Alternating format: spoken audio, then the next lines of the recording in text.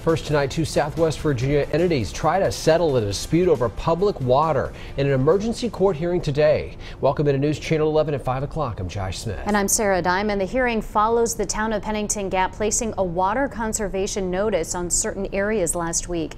Those areas affected by that notice, Big Hill and Smith Miller Chapel. But people who lived there were told not to use any unnecessary water for things such as watering lawns and washing cars.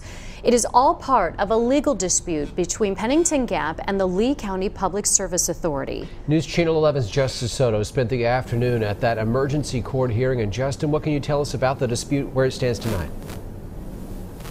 Well, good evening. Late this afternoon, a judge here in Jonesville ordered that the Pennington Gap turn Lee County PSA's water back on. They want the town to turn their water back on after this months-long and years-long dispute here in Lee County. And the Lee County PSA has lifted their conservation notice as a result of that order late this afternoon. And this hearing was not open to the public, but I did just speak to Pennington Gap Town Attorney Greg Edwards. This all started when the town of Pennington Gap implemented a water rate increase back in July 2017. All wholesalers agreed to that rate except for the Lee County PSA, and they have been in court for this before because the PSA owes the town around $161,000 over that time frame. Edward tells me they'll be in court again because the judge has to make a ruling on the rate increase.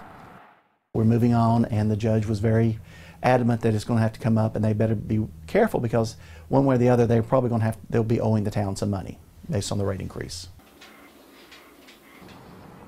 And I did spend some time in the Big Hill neighborhood this afternoon. That's one of the areas that was impacted by this dispute. A resident told me this entire situation has just been frustrating and he wants it to come to resolution soon.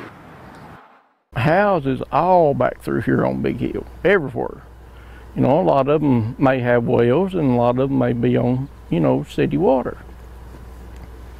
So it is a little bit frustrating.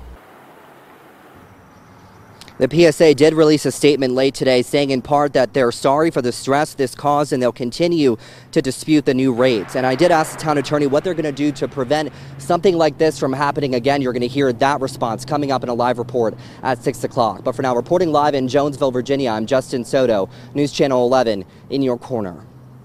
Justin, thanks. And according to the Lee County Public Service Authority's website, the PSA's Board of Directors will hold a special called meeting Monday, January 7th at 10 o'clock in the morning.